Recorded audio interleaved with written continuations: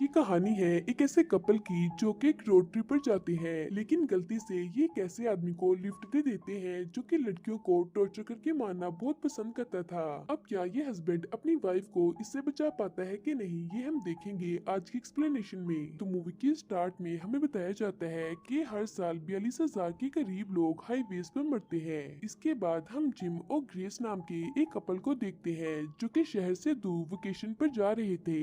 अब इन्हें पहुंचते हुए रात हो जाती है और हाईवे पर काफी तेज बारिश भी हो रही थी। ये दोनों आराम से बातें करते हुए आगे बढ़ ही रहे थे कि इसी चक्कर में जिम का ध्यान सड़क से हट गया और एक आदमी इसकी गाड़ी के सामने आ गया। ये इस आदमी को अपनी गाड़ी से उड़ाने ही वाला था कि एन मौके पर ग्रेस ने इसे बता दिया और इसने किसी तरह अपनी गाड़ी को संभाल लिया। दरअसल इस आदमी की गाड़ी खराब हो चुकी थी और अब ये इन दोनों की तरफ बढ़ने लगता है। ग्रेस जिम को जल्दी से गाड़ी को स्टार्ट करने का बोलती है क्योंकि इसे कुछ ठीक नहीं लगता। जिम गाड़ी को स्टार्ट करने की कोशिश करता है मगर इनकी गाड़ी स्टार्ट नहीं होती। अब जैसे ये आदमी इनके बिल्कुल पास आ जाता है तो अचानक इनकी गाड़ी स्टार्ट हो जाती है और ये लोग यहाँ से निकल जाते हैं। अब ये लोग एक गैस स्टेशन पर आते हैं और जिम यहाँ के वर्कर को उस आदमी के बारे में बताने लगता है ताकि ये उसकी हेल्प के लिए कोई गाड़ी भेज दे। लेकिन इतने में ही वो आदमी एक ट्रक से लिफ्ट लेकर यहाँ आ जाता है और इसे देखकर जिम अपने मुंह को छुपाने लगता है क्योंकि इसने इसकी मदद नहीं की थी। ये आदमी सीधा गैस स्टेशन के अंदर चला जाता है और यहाँ पर काम करने वाले वर्कर को अपनी सिचुएशन के बारे में बताने लगता है। इनकी बातों के दौरान जिम फ्यूल के पैसे देने इस वर्कर के पास आता है तो ये जिम से पूछता है कि क्या तुम इसी आदमी के बारे में बात कर रहे थे जो हाईवे पर फंसा हुआ था। जिम को यहाँ बहुत बुरा लगता है और ये इस आदमी से माफी मांगता है। ये आदमी अपना नाम जॉन राइडर बताता है और अब ये दोबारा जिम से पास के एक मोटल तक लिफ्ट मांगता है। इस पर जिम गिल्ट के मारे इसे मना नहीं करता और इसे हाँ कर देता है। इनकी बातों के दौरान यहाँ ग्रेस भी आ जाती है जो कि वॉशरूम में गई हुई थी। इसे ये आइडिया अच्छा नहीं लगता और ये जिम से नाराज होकर गाड़ी की पिछली सीट पर एयरफोन्स लगा कर बैठ जाती है। अब कुछ दूर जाने पर जॉन ग्रेस के बारे में कुछ उल्टी सीधी बातें करने लगता है और इसे कमेंट्स भी पास करता है। बदले में जिम ने इसकी वेडिंग रिंग देखकर इसकी वाइफ के बारे में वैसे ही बातें की तो जॉन ने इसे बताया कि मेरी शादी नहीं हुई, ये रिंग तो मैंने वैसे ही पहनी है। ऐसा कहकर ये गाड़ी में पड़े हुए जिम के फोन को तोड़ देते हैं और अपने पास पड़ा हुआ एक चाकू निकालकर इसे डराने लगता है। ये देखकर ग्रेस पुलिस को फोन करने लगती है कि तभी जॉन इसे पकड़ लेते हैं और ये इसकी गर्दन पर चाकू रख कर जिम से गाड़ी को ड्राइव करने का बोलते हैं। ये दोनों काफी डर जाते हैं और इन्हें कुछ भी समझ नहीं आता कि जॉन इनके साथ ऐसा क्यों कर रहा है। आगे जाने पर जिम अपनी गाड़ी को ब्रेक मारते हैं जिससे जॉन गाड़ी के शीशे से टकराता है और फिर जिम मौका देकर इसे चलती गाड़ी से लात मारकर फेंक देते हैं जिसके बाद ये दोनों अपनी जान बचाकर यहाँ से निकल जाते हैं। इन्हें चलते चलते सुबह हो जाती है और रास्ते में ये एक फैमिली को देखते हैं जो कि वेकेशन पर जा रहे थे। जिम और ग्रेस इस फैमिली को देखकर काफी खुश होते हैं लेकिन तभी इन दोनों के होश उड़ जाते हैं जब ये इस गाड़ी में जॉन राइडर को देखते हैं। ये अपनी गाड़ी को इनके बराबर लाकर इन्हें बताने की कोशिश करते हैं कि ये आदमी पागल है मगर इन्हें कुछ भी समझ नहीं आता। अचानक से एक ट्रक इनकी गाड़ी के सामने आ गया जिससे बचने के चक्कर में इनकी गाड़ी क्रैश हो गई और ये दोनों बाल बाल बच गए। अब शहर की तरफ जाने के लिए इनके पास और कोई ऑप्शन नहीं था इसलिए ये पैदल ही आगे बढ़ने लगते हैं। ये हाईवे पर काफी सारे लोगों से लिफ्ट मांगने की कोशिश करते हैं मगर कोई भी इन्हें लिफ्ट नहीं देता। रास्ते में इन्हें उसी फैमिली की गाड़ी नजर आती है जिसके अंदर जॉन था। इसके पास जाने पर इन्हें पता चलता है कि जॉन ने इन सभी फैमिली मेंबर्स को बहुत ही बुरे तरीके से मार दिया था। इनमें से बस एक आदमी ही जिंदा था और इसकी भी हालत काफी ज्यादा खराब थी। ये दोनों इसे इसी गाड़ी में लेकर हॉस्पिटल की तरफ जाने लगते हैं मगर रास्ते में ही जॉन एक गाड़ी से इनकी गाड़ी को टक्कर मारने लगता है और इसे काफी ज्यादा डैमेज कर देता है। ये दोनों इससे बचते हुए एक टाउन में आ जाते हैं और ग्रेस एक कैफे में जाकर वहाँ की वेट्रेस को पुलिस को फोन करने का बोलकर खुद वॉशरूम से टॉवल लेने चली गई। लेकिन तभी से वॉशरूम की विंडो से जॉन की गाड़ी नजर आती है और ये यहीं पर छुप जाती है। कुछ देर बाद जब ये बाहर आती है तो एक पुलिस ऑफिसर इस पर गन पॉइंट कर लेते हैं क्योंकि वो आदमी मर चुका था और पुलिस वाले उसके मर्डर के इल्जाम में इन दोनों को अरेस्ट कर लेते हैं। हालांकि ये दोनों इन्हें बताने की बहुत कोशिश करते हैं कि ये तो उसकी मदद कर रहे थे मगर ये लोग इन दोनों की कोई भी बात नहीं सुनते और इन्हें पुलिस स्टेशन ले आते हैं। यहाँ ये ग्रेस से पूछताछ करने लगते हैं और जिम को लॉकअप के अंदर बंद कर देते हैं। ग्रेस इन्हें बताती है कि इन्होंने उस फैमिली को नहीं मारा बल्कि उस फैमिली को जॉन नाम के एक आदमी ने मारा है जो कि एक साइको किलर है। लेकिन पुलिस इसकी बात पर यकीन नहीं करती और ये लोग यहाँ से चले जाते हैं। इसके बाद हम जॉन को देखते हैं जो कि इसी पुलिस स्टेशन में आ चुका था।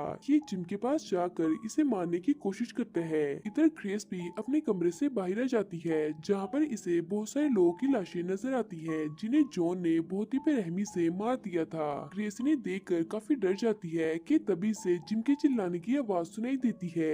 ये एक ऑफिसर की गन उठाकर जिम के पास जाती है तो तब तक जॉन यहाँ से जा चुका था। ये इसे फ्री करके पिछले के दरवाजे से यहाँ से निकल जाते हैं और तभी यहाँ दूसरे पुलिस ऑफिसर आ जाते हैं। इनमें से एक ऑफिसर अपने साथियों से कहता है कि 20 साल के कपल ने इतने ब्रूटल मर्डर्स कैसे किए। इसे शक होता है कि ये काम किसी तीसरे बंदे का है। दूसरी तरफ हम जिम और ग्रेस को देखते हैं जो कि भागते हुए एक कैबिन में आकर छुप जाते हैं क्योंकि जॉन एक गन लेकर इनके पीछे आ रहा था। तभी यहाँ इनके कैबिन के बाहर एक पुलिस की गाड़ी आकर रुकती है जिसमें से एक पुलिस ऑफिसर बाहर आता है जो कि दरअसल इन दोनों को ही ढूंढ रहा था।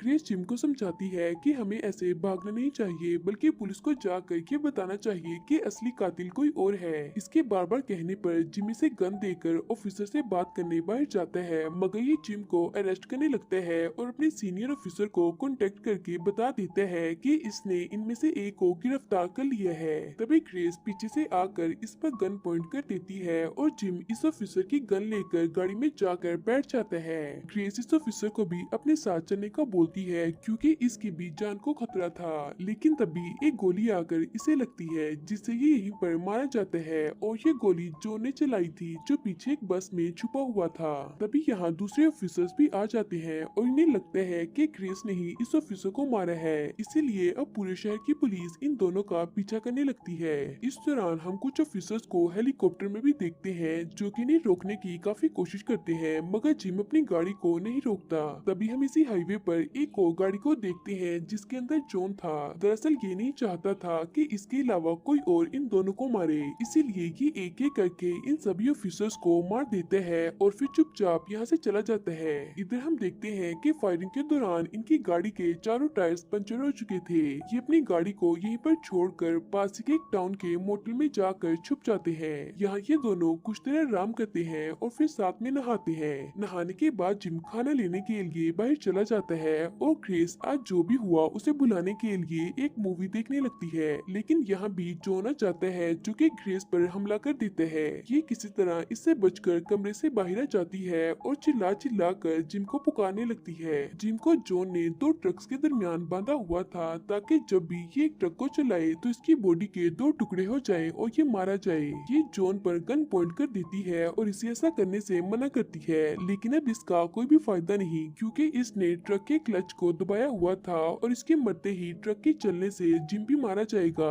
ये ग्रेस को जबरदस्ती ट्रक के अंदर बिठा लेते हैं और इसे खुद को शूट करके मारने का बोलते हैं लेकिन ग्रेस ऐसा नहीं कर सकती थी क्योंकि यहाँ पुलिस भी आ चुकी थी और अगर इसने ऐसा किया तो सभी मर्डर्स का इल्जाम इसी पर आ जाएगा। अब क्योंकि ग्रेस ने इसे नहीं मारा इसलिए इसने ट्रक को चलाकर जिम की बॉडी के दो टुकड़े कर दिए जिससे जिम की मौत हो जाती है। इसकी मौत से ग्रेस पूरी तरह शोक में चली जाती है। इन दोनों को पुलिस स्टेशन लाकर ये ऑफिसर ग्रेस को असली जॉन की फोटो दिखाकर इसे बताता है कि ये तो 3 दिन से गायब है। अब ये ऑफिसर इस नकली जॉन से पूछताछ करता है मगर ये इसे कुछ नहीं बताता। इसके बिहेवियर को देखकर ये लोग इसे एक दूसरी जेल में शिफ्ट करने लगते हैं ताकि ये वहाँ से भाग न सके। यहाँ एक गाड़ी में ग्रेस भी इनके साथ थी जिसे कि इसके पेरेंट्स को हैंड ओवर करने वाले थे। प्लान के मुताबिक ये सभी लोग निकल जाते हैं मगर रास्ते में जॉन अपने हाथ के एक अंगूठे को तोड़कर अपनी हथकड़ी खोल लेते हैं और सभी ऑफिसर्स पर हमला करने लगता है जिससे इनकी गाड़ी अनबैलेंस हो जाती है और इसका एक बहुत ही बुरा एक्सीडेंट हो जाता है। हम देखते हैं कि पीछे जिस गाड़ी में ग्रेस थी वो गाड़ी भी आकर इसी के साथ टकरा जाती है।